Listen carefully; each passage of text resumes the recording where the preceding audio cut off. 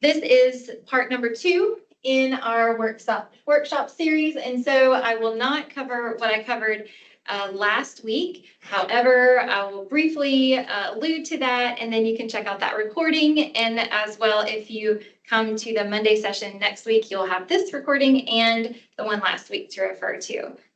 So by way of an agenda, we will start with a brief background, and I'll go very briefly since I went over it in depth last week. And then we'll move on to part 2, where you in the audience will get to choose what topics we cover today. And then we'll end with how to continue this conversation. And by just a brief introduction, once again, I came to the topic of the hybrid course coming to Chat State Learning that I was not only teaching on the accelerated format, but also in the hybrid space. And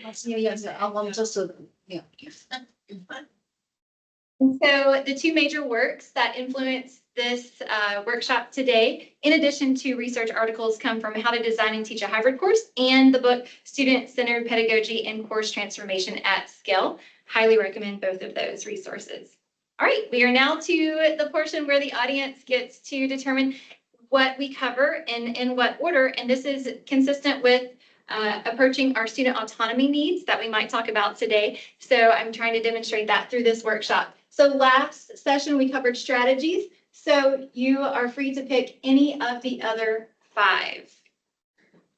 I would like to hear tools. All right, then we will start with tools today. Yes. So as we look at tools, welcome. As we look at our tools, first of all, we want to notice that research can be a really powerful tool anytime that we're studying any type of instruction in andragogy. And so there is a vast body of research on hybrid courses, not to mention the 2 books that I just previewed, but also a ton of research articles. And then another tool that we can use to get better, become better as hybrid instructors is, of course, professional development. What we're doing right here, right now, and you can see this is consistent with a lot of the literature, because in addition to the professional development piece, helping us teach in a hybrid modality more effectively, it also has been noted to improve instructors' perception of effectiveness in all of their courses, which I find so helpful. So you may be sitting here thinking, well, I do teach some courses, but maybe I haven't taught hybrid yet, or maybe I'm thinking about teaching it. But even just looking into the hybrid modality and studying it can help increase your perception of your teacher effectiveness all over. Participants in the last session, said, oh, I'm going to apply this in all my classes. And I talked about, strategies that I use in hybrid that I also carry over into some of my other face-to-face or online classes. And then, of course, we've got wonderful instructional designers that can be used as a tool when designing a hybrid course. This is consistent with the research by Allen and Rister and Bellis. We've got a wonderful academic resources team, Hollyanna and Rosie and the whole crew. I know they're wonderful. And so if you take an idea, we talked last session about a specific strategy where you have a learning activity and you're like, man, I want to run this learning activity in the hybrid space. I want to try it online, or I want to start it in person, move it to online. Take it to Hollyanna and say, where can this best fit in my course? Should I run it as a quiz? Should I run it as a discussion board? And their team, Phil, all of them are just fantastic. I'm constantly picking their brains, asking Ray, how do I set up groups in a discussion board? And they're wonderful. So yes, I love our instructional designers as tools. Another tool, and it's Happy Artificial Intelligence Week. And so we can really rely heavily on artificial intelligence when we're redesigning a course or trying to improve our hybrid teaching space. This is consistent with Zubian and Malik and Rister and Bellis.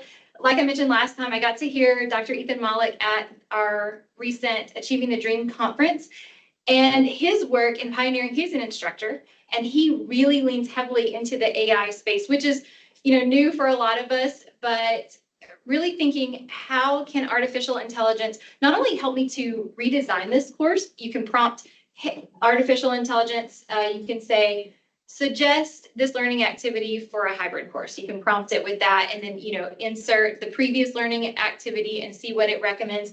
But also thinking through how can I, push my students to use AI as a tool for learning in this course as well.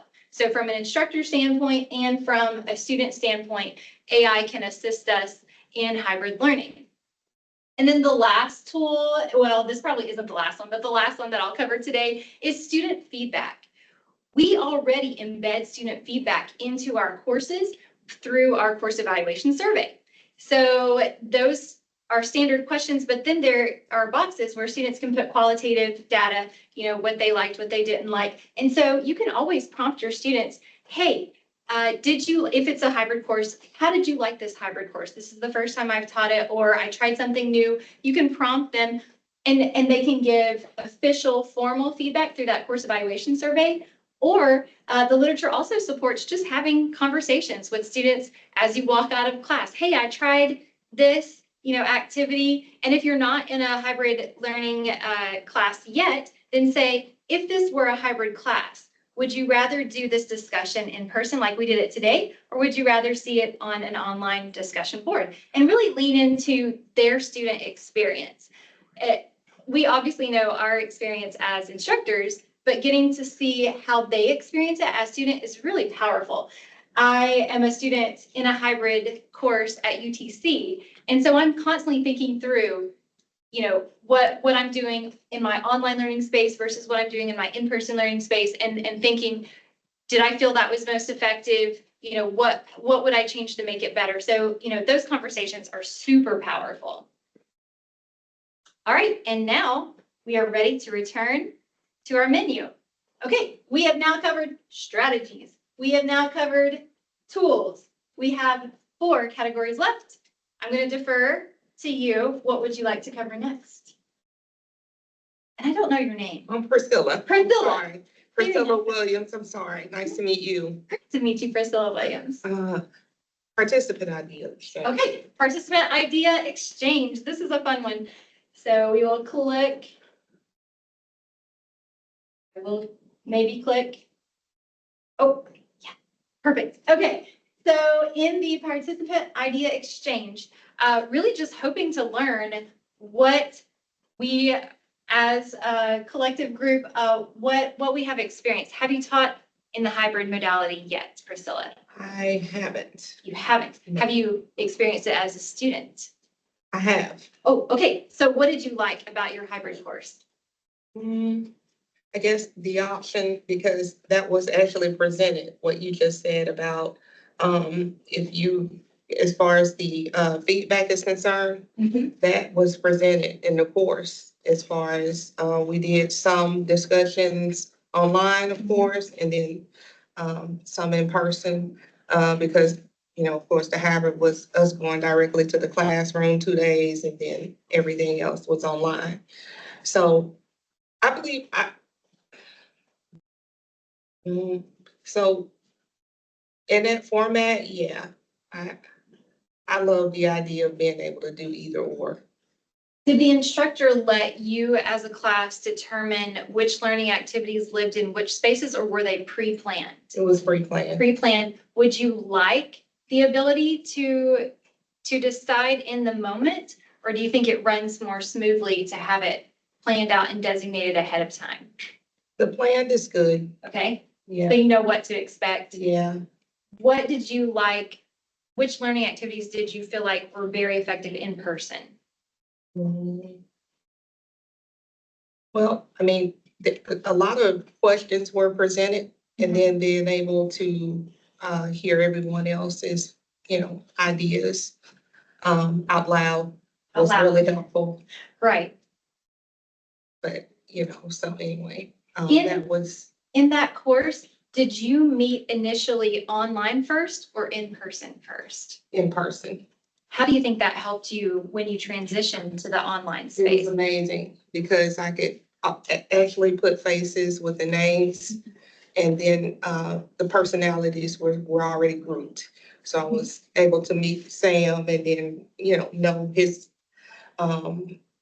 personality. So when you put something in the text or in the chat, then I understood what he was saying because I met him, Right. you know, so, and he was very he was brash, he was harsh with speaking, but not intentionally. It was just how he was.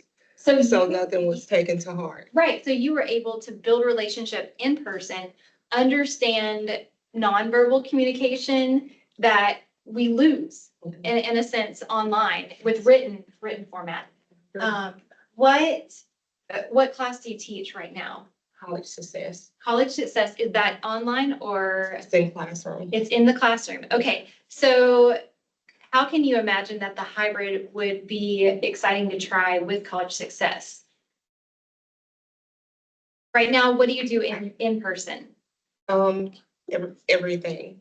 We do everything. So we do a lot of activities, where we branch out, you know, to gather resources among the campus. So so that face-to-face is really important. It would be really difficult to do anything online as far as just a basic conversation because it entails resources and how to get along the campus community. So it would be difficult, Doable, and especially if you started in person. Yeah. And then you said, okay, we've looked at some of the resources on campus today.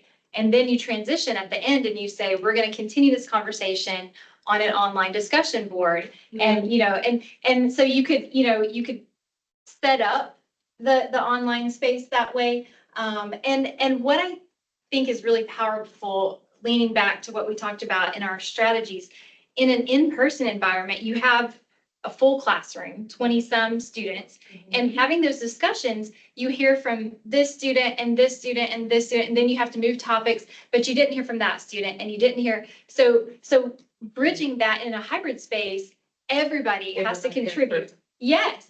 So it's really powerful to kind of blend those. Sometimes in my discussions, I will keep track of which students participate in the topic in person, and then they don't have to do the online, but they'll still have to reply to others. They might not have to make their initial post, but they still have to make responses. So that does get a little tricky as far as facilitating that, but you can, incentivize students.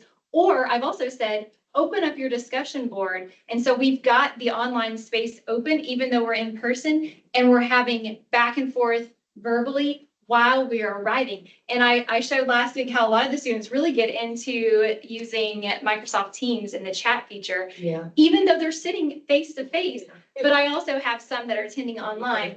Let's see. And then what do you think would be a challenge if you were to move the college success course to a hybrid format?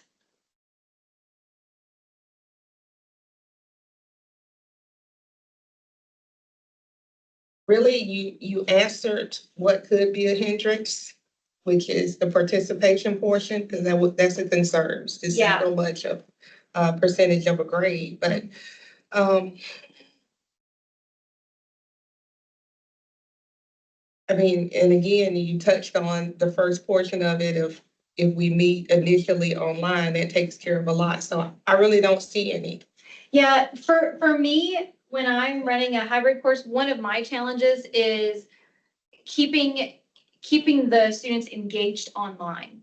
I see them in person, and I still, in order to be effective, I need to meet them online as well, but I'm a busy person. And so finding the time for me when I teach a hybrid to also engage my students in the in-between, because usually, it's a Tuesday, Thursday, or Monday, Wednesday class, and then I expect my students and myself to be engaged through the week, Thursday or Friday afternoon, Saturday, Sunday, which is the weekend. So the timing of the hybrid space is a little challenging for me because it's my weekend time when I need to be visible in the online space, because that's when they're going online, is in the weekend. So that's a little bit difficult for me. I guess too, judging or trying to figure out how students are engaged or how they're paying attention. You can see that in person, like if it's students engaged or paying attention versus online, you're not can't really tell what they're doing at home or whatever. Right. You can't gauge how enthusiastic they are. You can see, did they complete the assignment or not? And so, you know, you can, but yeah, you can't see, did they enjoy it? Were they like super jazzed about, you know, the topic or whatever? And sometimes you can just by the link that they put, but also as it is AI week, you know, you do open yourself up to Yes. more leverage of that. So yes, that can be a challenge where in person we can see who's engaged, who's thriving, and we can also visibly see, oh, this desk is empty and this person's not even here. Online, you have to be really on it to notice a student that might be struggling and absent online, whereas in person, visibly, I can see. So, you know, here are my online students, here are my in-person students, and then here are the absent students. So, yeah, great job. Okay, now we get to return. Okay, now we have done, we've done all three at the bottom. So now we have our 3 top topics to cover. Any favorites? Theoretical. Okay, let's go with theories. Yes. Okay. All right, diving right into our theoretical approaches. As you can see, hybrid can cover a lot, and it's very rich. I tried to order them as which ones are most overarching and then narrow them down. So let's start with adult learning theory. We know that our adults are very self-directed learners. They come to school to solve problems, you know, whatever learning deficiencies they have. They're very career goal focused. So they know what they need to know, and they want to see real world applications to our course assignments. So if your hybrid course is designed with busy work, they're going to sniff that out and they're going to lose interest. So designing a hybrid course that really leans really heavily on how this assignment relates to what I might face in my job or am facing in my job will keep them really, really engaged. And then, of course, if you control for that, then self-determination theory and self-directed kind of follow that really well. Self-determination theory focuses our learners' motivation on solving 3 basic psychological needs. And those psychological needs are autonomy, competence, and relatedness. So I've been talking a lot about the autonomy component because I feel that's so important in our learners. Anytime that I can give my students a choice, I do, because that builds their autonomy, that gives them buy-in into the course, whether it's the order, look, these are the topics I want to cover, which one do you want to cover first? Does it matter? Sometimes it could, if you're scaffolding, you know, they need to know this concept before they move on. But if it truly doesn't matter, give them a choice, because then that gets them actively participating in the learning environment and helps engage. Once you have their interest, you know, you can effectively teach them. Give them autonomy in the way that they submit assignments. We talked about this last week. You have your course learning objective and you have your learning activity, but they could complete those objectives in a variety of ways, whether they submit a voice file, whether they turn in a document, whether they design a piece of art, or what, you know, so think outside the box. How can my students demonstrate that they've learned this material in a way that's meaningful to them? Think through I teach a gen ed course and college success is gen ed. So we're getting students that are coming from a variety of academic disciplines. So what makes the most sense to them? Topics. If they're writing a paper or giving a speech, how can I let them have autonomy over their topics so that they're naturally more interested in the project? And of course, that goes right back to adult learning theory because they can apply it directly to their career goal. And then competence, we want these learning activities to build their competence so that they gain confidence in what they're learning and really feel a sense of mastery. And if you don't have that built in, then that psychological need won't be met. And then, of course, relatedness. They need to see how it's related, how each thing that we teach is related to each other and related to their end goals. So this is huge. This self-determination theory is really huge in the project impact that I talked about that Purdue is doing specifically on course redesign.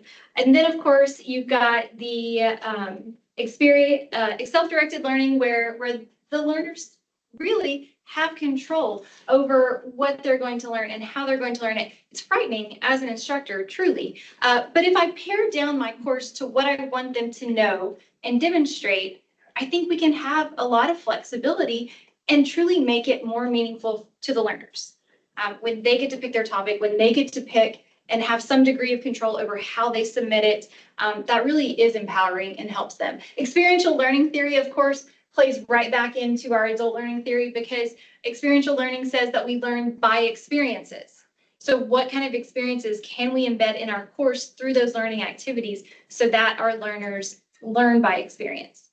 For instance, I could teach my communication course and I could say, this is how you give a speech. I could model how to give a speech. We could take a test on how to give a speech and then in the course. But until my learners experience giving the speech, then they're lacking that piece. And so we know that experiential learning is powerful and we want to embed that in our hybrid courses as much as possible. Then, of course, you've got learning theory, which prioritizes, once again, that learner instead of the instructor. So if I'm designing my course using the learning theory, then I see myself as a guide. I know the learning objectives that I want my students to meet. How can I best guide them to meet those learning objectives? How can I facilitate this course so that their autonomy supported and I'm just, showing them the way that they're in control. It really takes away a lot of the lectures. It is basically what that boils down to, because that's a very passive state for my learners, and I want them active, discussing, group work, project work, all of that is going to be way more powerful.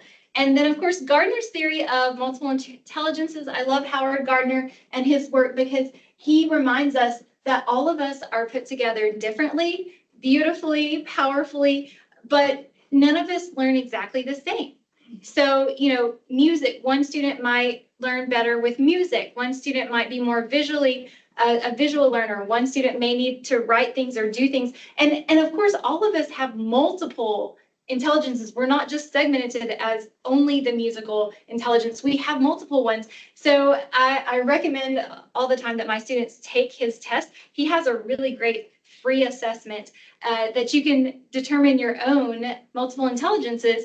And that really helps inform my learners over how to best structure their own methods to learning too. So really great resource, but thinking through my assignments, how can I incorporate music, or how could I incorporate art, or how could I design this, for someone, who's really focused on the research and the process, and just being open to all the different learners. It makes it really fun. Constructivist theory and social learning theory are huge in a hybrid course because we have, and we've talked about that today, we have people coming together to construct their knowledge together. We're learning from each other, which is way more powerful than just the instructor spewing out all the information, but hearing how Chad interpreted that chapter. And then, Duna's going to come in and say, how she struggled or maybe how she succeeded in that assignment last night, and hearing the participants co-construct the knowledge. I learned so much from my class, and I love, we start our classes with sharing. Tell me, you read the chapter, because reading is a learning activity that we can do in the online space. You read the chapter last weekend. Tell me what you learned about persuasive speaking, and hearing what stood out to them. Really helps drive and let them drive the conversation. And, if they're missing one of the key components, they forgot to mention Monroe's motivated sequence, then, I can insert that. But seeing what stood out to them in their field of experience is so powerful, even for me as a learner. We have to continue to view ourselves as co-learners to promote that lifelong learning. Okay, and now we can go back. Look at this.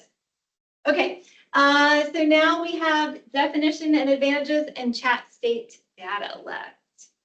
It's chat state that. Woohoo! Okay, okay, this was a fun one, and this one might take a while. So Okay, let's see. this will be fun.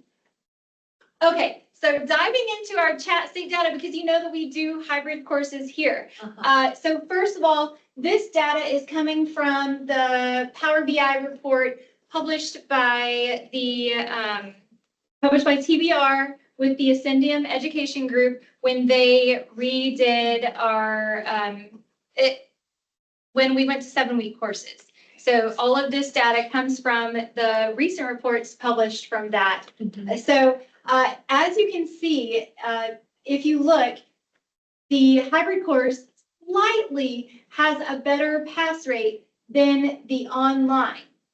Now, as far as the conventional, and we've got both right here. We've got semester linked in blue and then our 7-week in red, because hybrid courses are being taught both in a semester length and in a 7-week length. And so it's important to note that when you go to this report, you can also segment the data to be just our school, because it'll list all of the community colleges in Tennessee. And then you can also define it if you want to say, well, what does it look like for my course? You can segment your course subject, which is like the broad, like English, and then the actual class that you teach. So it's a really powerful way to study this. But you can see at 82%, the only thing that beats this as far as pass rate, and you can see pass rate is listed right here because I'll show you a couple of them, is the accelerated face-to-face. Conventional is what they're labeling as our face-to-face class, and only barely. So you can see that hybrid is very successful as far as pass rate. Okay, and also we'll be sharing these slides, so you don't have to take notes on this.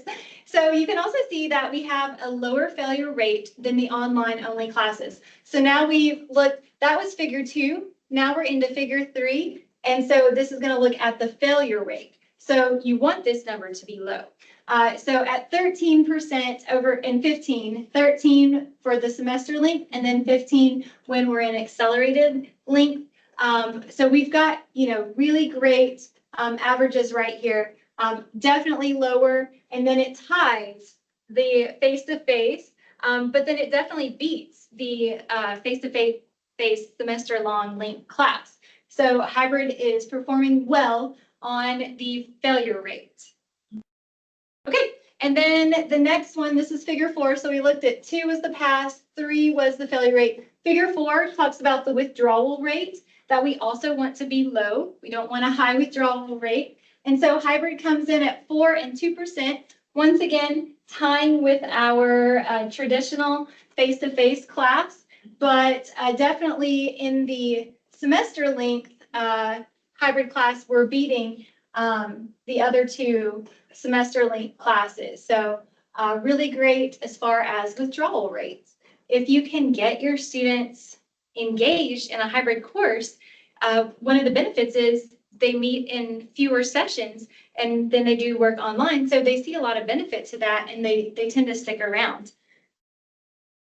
So then figure 5, the last one, talks about GPA, and here we want a higher number because we want those high GPAs. So we've got our GPA points right here, and then you can see hybrid has 2.8. That beats everything. And we want our students to have high GPAs. So they're performing really well in our hybrid courses as far as earning high GPAs.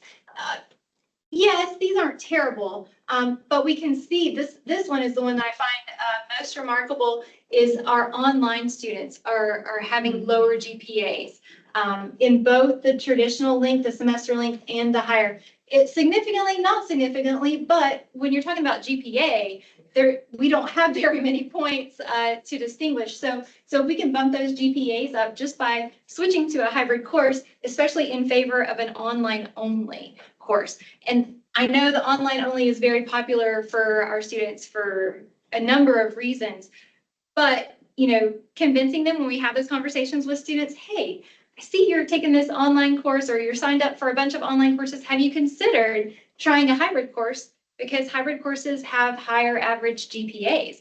That might be the conversation piece that might help convince some of our students to switch over and try a hybrid course. I personally love hybrid format for my classes at UTC because I had the choice of online, all online, or hybrid. And I switched programs just so that I could get the benefit of those hybrid courses because I knew it would help me stay engaged and I thought I would be more successful. I have been so far. Ooh, my battery is running low on this, but we only have 15 more minutes, so. Yes. Very good. Okay. All right, and now it is time to Thank you. what time? So I think it's hybrid course is a great opportunity for the student who lives in the little bit far from the campus. Yeah, because they only have to come Yes. fewer number of times. Right. So attending the class 5 days can be challenging, you know. Yes. Yeah, many students, right? Yeah, Yeah. Tina, that's a really great point because Yeah. hybrid, and we haven't gotten to the definition section, but people define and lay out their hybrid courses in a number of different ways. Right. Whether it's one meeting on campus or generally the consensus is it's about half the class time. So Right. if your course used to meet 3 hours a week, it would meet 1.5. Do you do that all at one Mhm. setting? Do you spread that out? Right.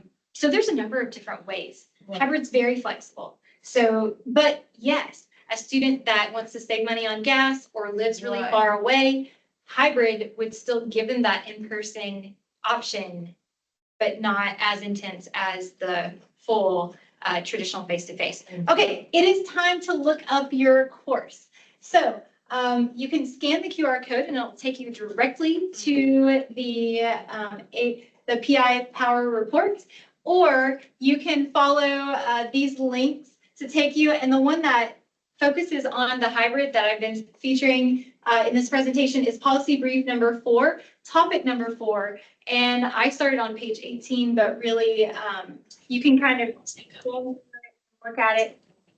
That policy brief was just released in December. So it is fresh, hot off the press. So you may not have been able to access it or wasn't aware that it was published, but it has the latest data. And I am curious to see if they'll continue to update that because they don't have all the years, but the years of their study. And even, you know, very far back from before we even made the switch to 7 weeks, you can study that data as well. But I would encourage you to look up your course and see what the data say just for your specific course. As a example, I pulled up mine, and so I'm in figure 1, and then I can, because I teach COM 2025. So down here, very important, you'll have to select Chattanooga as your college, but you may want to leave it as all just to see across the state how the data vary, and you can compare, you can click, you know, all the state and then segment to Chattanooga. I've also taught at Cleveland State and Northeast State, so I could, you know, ooh, what are they doing there? How did their data, you know, differ or show similarities from ours? And so then you'll see we've got semester length up here and we've got accelerated down here. So we can compare them side by side, but also the year. So fall 2018, we had not switched to 7-week courses.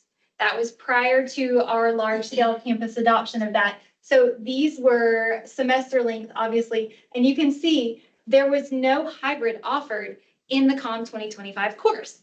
It was either online or face-to-face. Those were your 2 options. Same thing for the fall of 19. Now, what happened in the fall of 2020? Online. COVID, yes. So we're all online. There is nothing else. And then you see fall of 2021 is when we started our 7-week courses. So then we jumped from 2020 to 2021, and we've got 7-week courses. So what happened to me, or what happened to my department, is that not only did they have to teach a different course as far as length, now they teach in 7 weeks, but then they also began teaching a new modality called hybrid. So, which I think is just incredible to make 2 switches at once. And it probably was, you know, their best option. but did we take the opportunity to best prepare our instructors to teach not only an accelerated course, but also in a new modality? I don't know, I wasn't here, but it does give a lot of thought to the need to be prepared not only for a short course, but also for a new way of teaching. So you can see right here in the fall of 2022, and see our data doesn't extend to 2023 and 2024, which I'm wondering if they'll update. That's my hope, because it would be fun to continue to study. We did offer face-to-face classes that ran the semester length because we teach dual enrollment.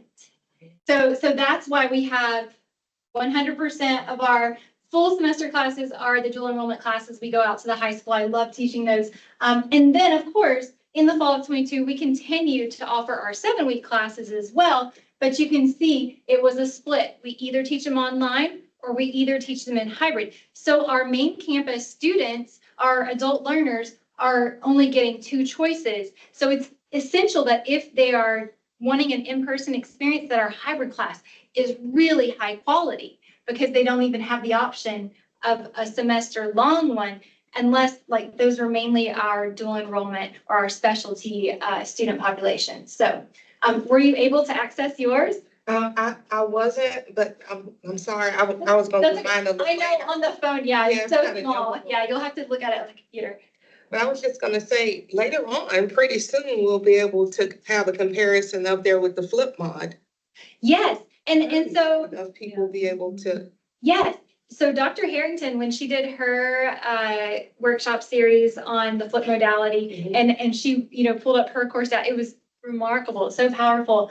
So yeah, that's why I would love to, because I still feel like we're newbies, at least in my department, teaching hybrid, but with more experience, I would expect, us to be able to look at our past failure, and as we get better, our numbers improve as well.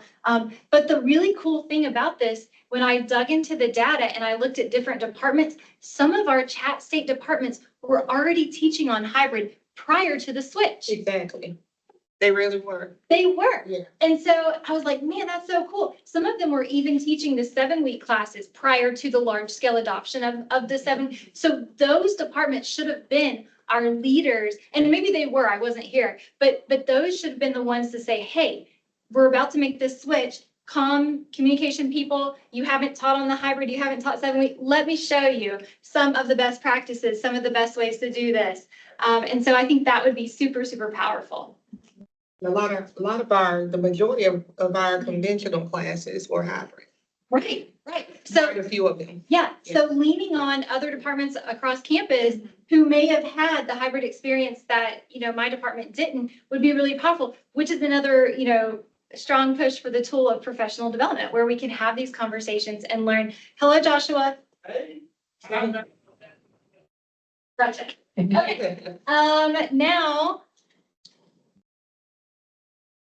Okay. Now we would return to choices, but I see we're also nearing the end of our time. So let's talk about where we can go from here. Obviously, we have one more session next Monday. We will record the session because I know, in planning this series, we were like, okay, let's offer them at a variety of times and days to try to catch as many people.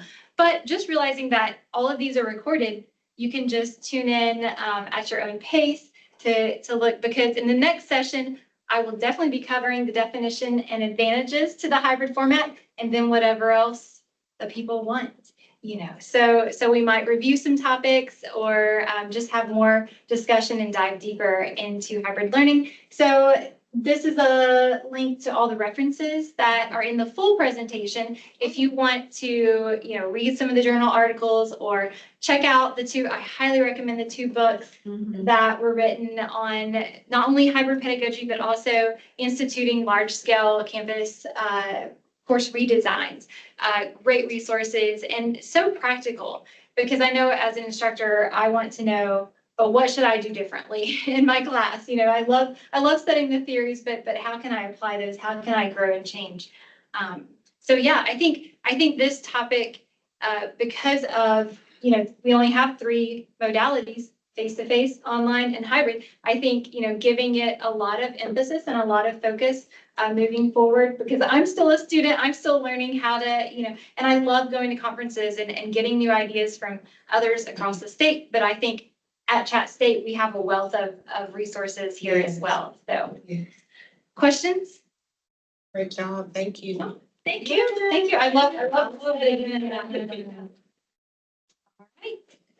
Great, I think it's the balance for the, meaningful interaction in the, the in person, and it's a really great tool. I think it's for the hybrid courses. I love that. Yeah, I love. I'm glad it's becoming more popular than it Uh-huh. was, because it was kind of like a hidden. And, tool. and that's, well, that's what I find as an instructor is that, on day one, some of my students don't even realize they've signed up for a hybrid course because we only offer hybrid and online. So they pick, but they don't even understand what it is. Or, yeah, they're like, oh, and I'm like, no, you're in the right place, and this is how we're gonna do it. And like over communicating, okay, this is what hybrid means. This is what I expect you to do. This is what, you have to be really intentional. So, but I love it. All right. Thank you, everybody. Thank you. Thank you. I appreciate it.